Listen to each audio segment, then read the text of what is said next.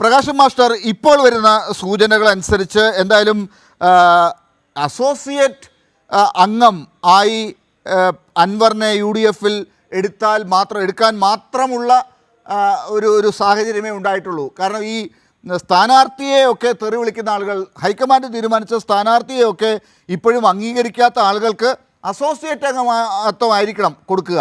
അതുകൊണ്ട് പൂർണ്ണ അംഗത്വം കൊടുക്കുന്ന കാര്യത്തിലൊക്കെ അവിടെ ഇപ്പോഴും തർക്കം നടക്കുന്നുണ്ട്. പക്ഷേ PV അൻവർ സ്ഥാനാർത്ഥിയെ തള്ളിപ്പറഞ്ഞത് പിൻവലിക്കണം എന്നുകൂടി ഇപ്പോൾ ആവശ്യപ്പെടുന്നുണ്ട്. അപ്പോൾ അതവിടെ നിൽക്കുന്നു. പക്ഷേ സ്വരാജ് എന്ന സ്ഥാനാർത്ഥി വന്നതിന് ശേഷം UDF-ൽ ഒരു വലിയ അങ്കലാപ്പുണ്ടായിരിക്കുന്നു എന്ന് തന്നെ വേണമോ ഈ കാഴ്ചകളെ കാണാൻ? അവിടെ ഇന്ന് ഗോവിന്ദൻ മാസ്റ്റർ പറഞ്ഞതുപോലെ, അല്ലെങ്കിൽ CPM ഒക്കെ അവകാശപ്പെടുന്നത് പോലെ അപ്പുറത്ത് വലിയ ഭിന്നതകളാണ്. ഈ പറയുന്ന വലിയ രീതിയിലുള്ള മേന്മയൊന്നും ആദ്യം സ്ഥാനാർത്ഥിയെ പ്രഖ്യാപിച്ചതുകൊണ്ട് അപ്പുറത്ത് വന്നിട്ടില്ല. അതൊക്കെ തകിടം മറിഞ്ഞിരിക്കുന്നു. ഇപ്പോൾ സ്വരാജ് കൂടി വന്നപ്പോൾ ഒന്നുകൂടി നിലമ്പൂരിൽ വലിയ പ്രശ്നത്തിലാണ് UDF എന്ന് തന്നെ നിങ്ങൾക്ക് പറയാമോ?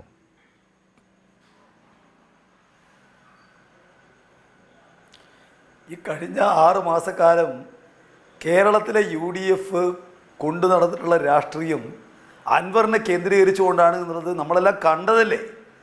കഴിഞ്ഞ നിയമസഭാ സമ്മേളനത്തിൽ അൻവർ UDF-ൻ്റെ ഭാഗമായല്ലേ ഇടതുപക്ഷ മുന്നണിയെ നേരിടാൻ വേണ്ടി മുന്നോട്ടേക്ക് വന്നത്. അദ്ദേഹം ഉന്നയിച്ച ആക്ഷേപങ്ങളെ സംബന്ധിച്ച് നടന്നിട്ടുള്ള അന്വേഷണങ്ങളിൽ അദ്ദേഹം ഉന്നയിച്ച ആക്ഷേപങ്ങളിൽ ഒന്നുപോലും കഴമ്പില്ല എന്നുള്ള കാര്യം തെളിയിക്കപ്പെട്ടിട്ടുണ്ട്.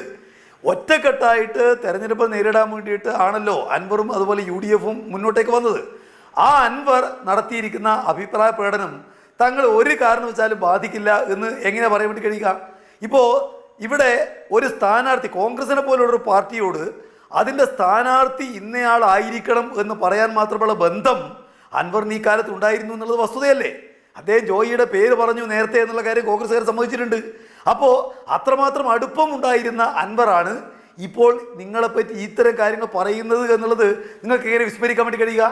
പിന്നെ ഇന്നലെ പോലും കോൺഗ്രസ് നേതാക്കന്മാർ പറഞ്ഞിരിക്കുന്ന അഭിപ്രായം എന്താ? ഇവിടെ അൻവർ നിലപാട് മാറ്റണം, നയം വ്യക്തമാക്കണം. ആരാ പറഞ്ഞിരിക്കുന്നത്? നമ്മുടെ പ്രതിപക്ഷ നേതാവാണ്. അൻവറാണ് തീരുമാനിക്കേണ്ടത്. പറഞ്ഞിരിക്കുന്ന ആരാ? KPCC അധ്യക്ഷനാണ്.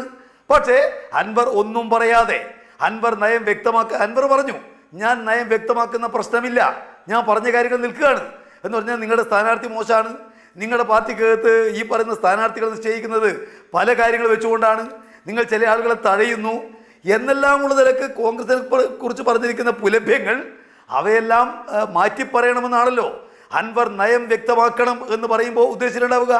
ഞാൻ ചോദിക്കട്ടെ, അനൂപിനോട് നയം വ്യക്തമാക്കിയോ? എന്തെങ്കിലും മാറ്റം പറഞ്ഞോ? ഒരു മാറ്റവും പറഞ്ഞിട്ടില്ല. എന്നിട്ട് ഒരു മാറ്റവും പറയാത്ത അൻവർ ഇല്ലാതെ ഇനി മുന്നോട്ട് പോകാനാവില്ല എന്ന അവസ്ഥയിലേക്ക് എങ്ങനെ എത്തിയത്? ഞങ്ങൾക്ക് നല്ല ബോധ്യമുണ്ട്. എത്തിയത് മറ്റൊന്നും കൊണ്ടല്ല, നിങ്ങൾക്ക് എതിരിടാനാവാത്തൊരു സ്ഥാനാർത്ഥി ഇടതുപക്ഷത്ത് വന്നിരിക്കുന്നു എന്നുള്ളത് കൊണ്ട് അൻവറിനെ എങ്ങനെയും പുണരണം എന്ന നിലക്കുള്ള ആലോചനയിൽ നടക്കുന്നത്. എങ്ങനെയാണ് കോൺഗ്രസിനെ പോലുള്ള പാർട്ടിക്ക് സാധ്യമാവുക? ഇത്ര ഗൗരവമായ നിലക്ക് നിങ്ങൾ വിമർശിച്ച, സ്ഥാനാർത്ഥിയെ വിമർശിച്ച, കോൺഗ്രസ് പാർട്ടിയെ ഭത്സിക്കാൻ വേണ്ടി മുന്നോട്ടേക്ക് വന്ന, മാറ്റി പറയാൻ ഉദ്ദേശിക്കുന്നില്ല എന്ന് പേർത്തും പറഞ്ഞുകൊണ്ടിരിക്കുന്ന ഒരു സ്ഥാനാർത്ഥിയെ നിങ്ങൾക്ക് മുന്നണിയുടെ ഭാഗമായിട്ടൊരു പാർട്ടിയായിട്ട് കൊണ്ടുവരാൻ എങ്ങനെയാ തോന്നുന്നത്? അപ്പോൾ അടിയറവ് പറയലാണ്. അടിയറവ് പറയാതെ രക്ഷയില്ലെന്ന് മനസ്സിലാക്കിയത് കൊണ്ടാണ്. അതുകൊണ്ട് ഇതെല്ലാം കേരളത്തിലെ ജനങ്ങൾക്ക്, സാമാന്യ ബുദ്ധിയുള്ള ആളുകൾക്കെല്ലാം മനസ്സിലാവുമെന്ന് കോൺഗ്രസ് ധരിക്കുന്നത് നല്ലതാണ്. കോൺഗ്രസ് ഇതുപോലെ ഒരു ഗതികേട് സമീപകാലത്തൊന്നും കേരളത്തിൽ എത്തിയിട്ടില്ല. പിന്നെ പഴയ കാലത്ത് സ്വതന്ത്രമാരെ മത്സരിച്ച് കുറിച്ച് പറയുന്നത് കേട്ടാന്ന് തോന്നുക, കേരളത്തിലെ സമീപകാല തെരഞ്ഞെടുപ്പിൽ എന്തോ UDF മുന്നേറിയെന്നല്ലേ. 4 സ്ഥലങ്ങളിലാണ് ഉപതെരഞ്ഞെടുപ്പ്. 3 സ്ഥലത്ത് UDF MLA-മാരാണ്, 1 സ്ഥലത്ത് LDF MLA ആണ്. എന്തായിരുന്നു 4 ഫലം? നേരത്തെ ഉണ്ടായിരുന്ന 3 സീറ്റ് UDF-ന്, LDF-ന് 1 സീറ്റ്. എന്നിട്ട് പറഞ്ഞുകൊണ്ടിരിക്കുന്നത് എന്താ? ഞങ്ങൾ കഴിഞ്ഞ ഉപതെരഞ്ഞെടുപ്പുകൾ വലിയ മുന്നേറ്റം ഉണ്ടാക്കി. എന്ത് മുന്നേറ്റം? എവിടെയെങ്കിലും LDF-ന്റെ സീറ്റുകൾ പിടിച്ചോ? അത് വലിയ മേന്മയായിട്ട് പറഞ്ഞു കിടക്കാൻ.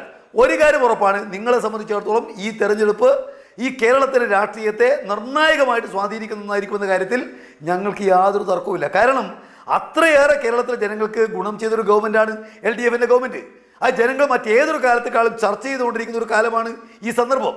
ആ സമയത്ത് സ്വരാജിനെ പോലെയുള്ള ഒരു സ്ഥാനാർത്ഥിയെ കൊണ്ടുവരാൻ വേണ്ടിയിട്ട് LDF-ന് സാധിച്ചു എന്നുള്ളത് നിങ്ങളെ ഭയപ്പെടുത്തുന്നുണ്ട്, നിങ്ങളെ അങ്കലാപ്പിലാക്കുന്നുണ്ട്. അൻവറെ കെട്ടിപ്പുണരാതെ നിൽക്കാനാവില്ല എന്ന ചിന്ത നിങ്ങൾക്ക് ഉണ്ടാക്കിയിട്ടുണ്ട്. അതാണ് ഈ ഒടുവിലത്തെ മണിക്കൂറുകളിൽ നമ്മൾ കണ്ടുകൊണ്ടിരിക്കുന്നത്.